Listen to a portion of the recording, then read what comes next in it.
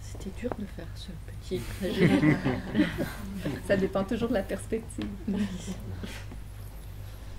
Mais j'entends et je te reçois.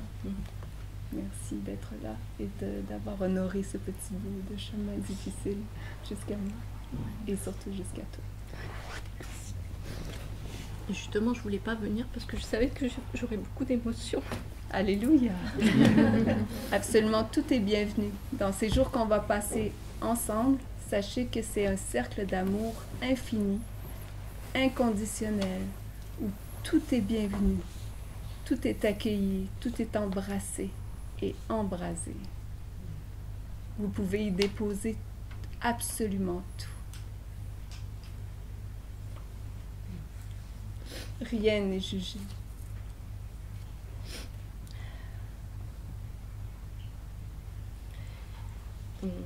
Mais ce sont des pleurs de joie, en fait.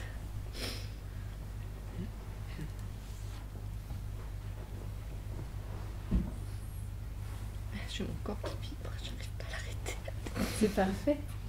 C'est de voir tout ça, voir ce qui n'autorise pas.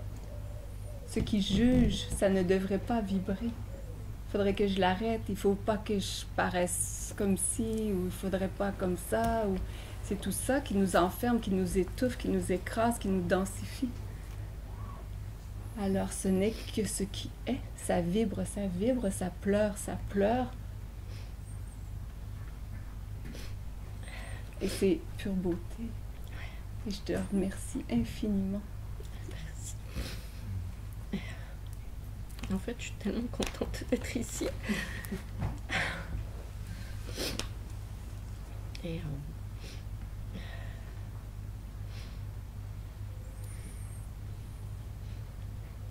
j'aime beaucoup être en présence, en fait.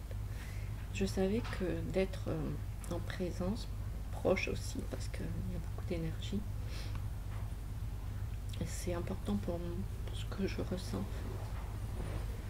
Et je pense que maintenant, ça a commencé à lâcher. C'est ça qui me faisait peur, peut-être. C'est ça la beauté de la simplicité, de cette présence qui fait par le fait d'être. Où il n'y a rien à faire, il n'y a qu'à être. Et dans ce être, tout se fait. Tout s'harmonise. Tout se met à chanter, à vibrer, à danser. Et c'est en ça que l'harmonie se fait, se crée. Donc il n'y a rien à retirer. Il y a juste à permettre.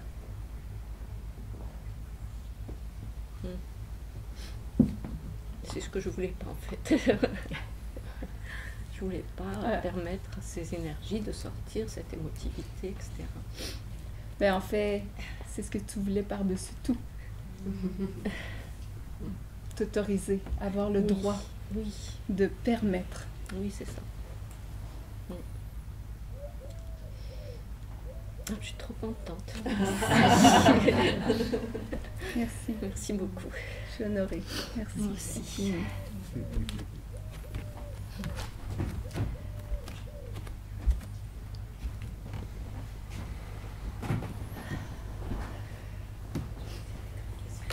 Me vient une petite histoire qui a été vécue ici dans l'expérience par rapport à ça, au fait que de laisser faire, parce que dans une portion de ma vie, j'étais totalement paralysée par la peur. J'avais une phobie de parler devant 2 personnes et plus. À une époque, je pouvais même plus sortir de la maison. J'avais si peur de mourir. Il y avait tant de peur et j'étais dans un hyper-contrôle.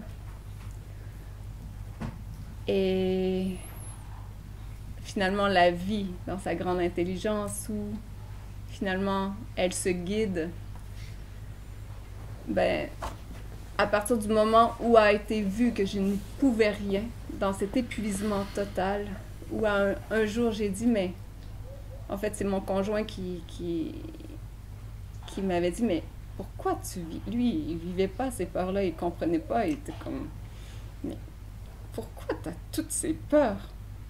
Puis là, c'est devenu une évidence. Je n'y peux rien. J'avais essayé toutes les stratégies au monde pour me défaire de ces peurs. Rien n'avait fonctionné. Et soudainement, par cette simple question, j'ai dit, ben, j'y peux rien. C'est là. Je peux juste constater que c'est là. Et à partir de là, je me suis mis à guérir, entre guillemets. Parce que je suis devenue libre de quelque chose à faire et de jugement. Et j'ai pu commencer à accompagner ces espaces en les observant. Parce que je pouvais juste constater qu'il n'y avait rien qui marchait et qu'elles étaient là, coûte que coûte. Et que finalement, j'ai décidé de ne pas leur accorder de crédit, d'accepter qu'elles étaient là, mais de continuer à vivre. Et j'ai appris à vivre avec ça pour finalement constater que ce n'était plus là un jour. Parce que ça se fait.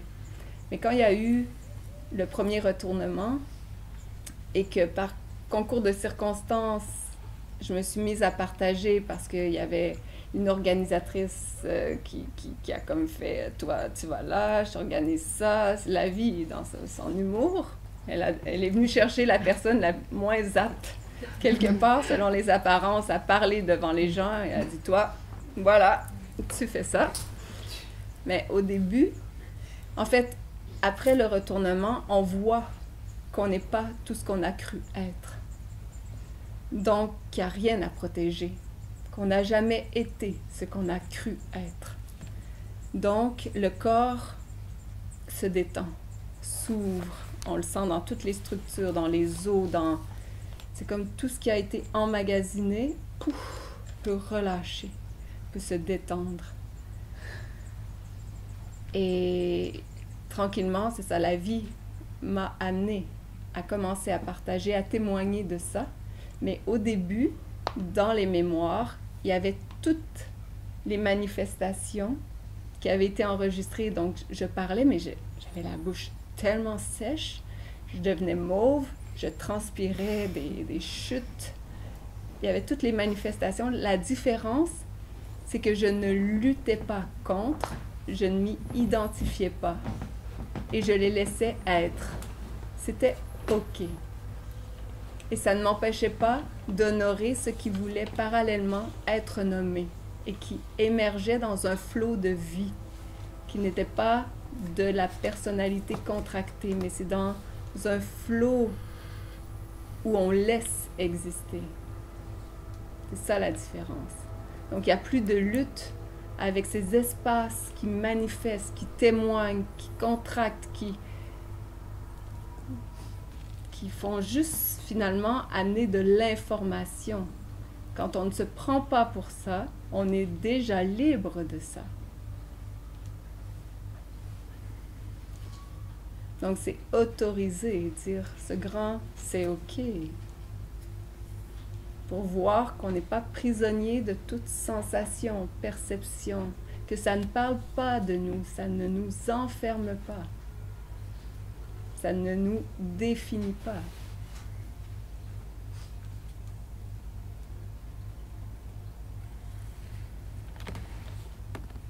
Voilà pour la petite histoire.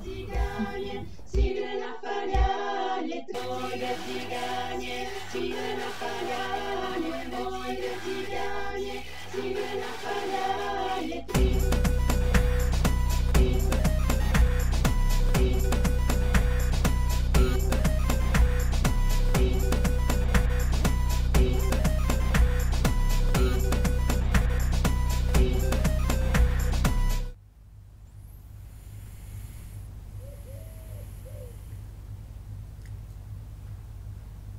peux te dire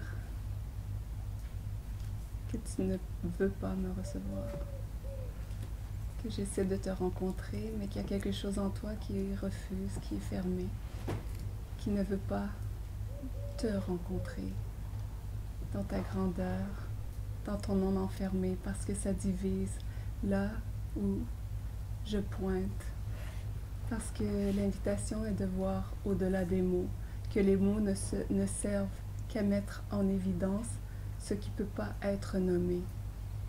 Que si ton regard regarde sur la division, sur ce qui sépare, alors tu te vis en tant que séparé. Mais si tu vas au-delà, tu verras.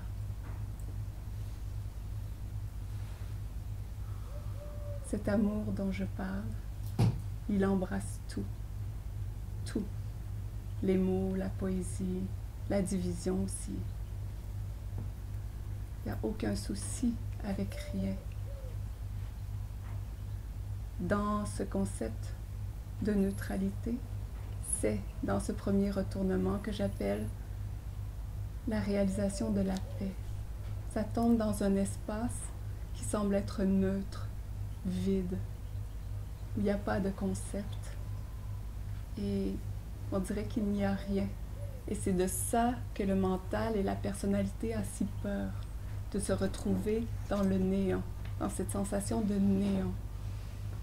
Et ça prend comme un apprivoisement, un réapprivoisement.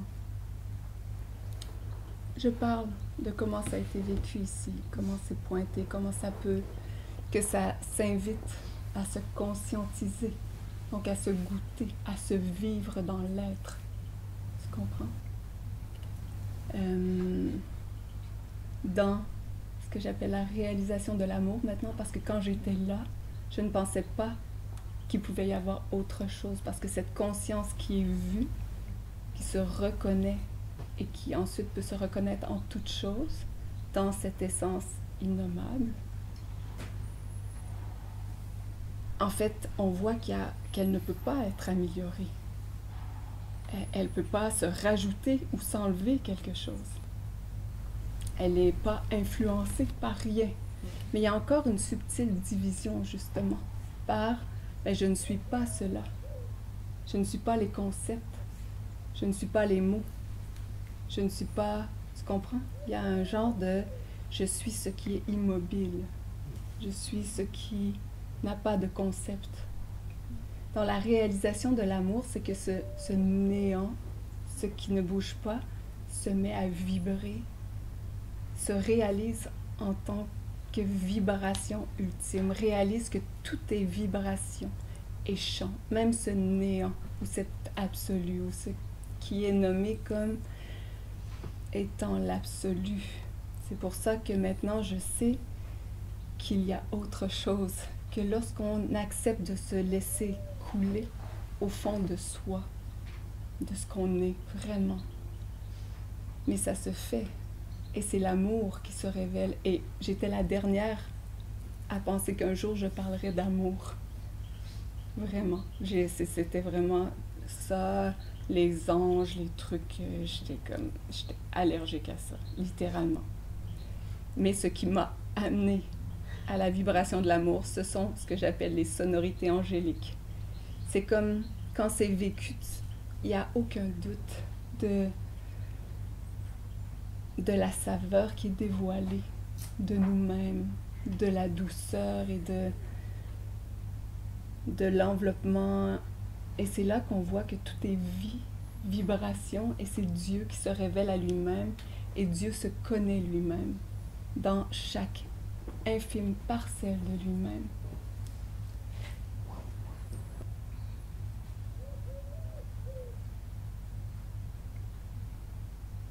Et ensuite, on s'en fout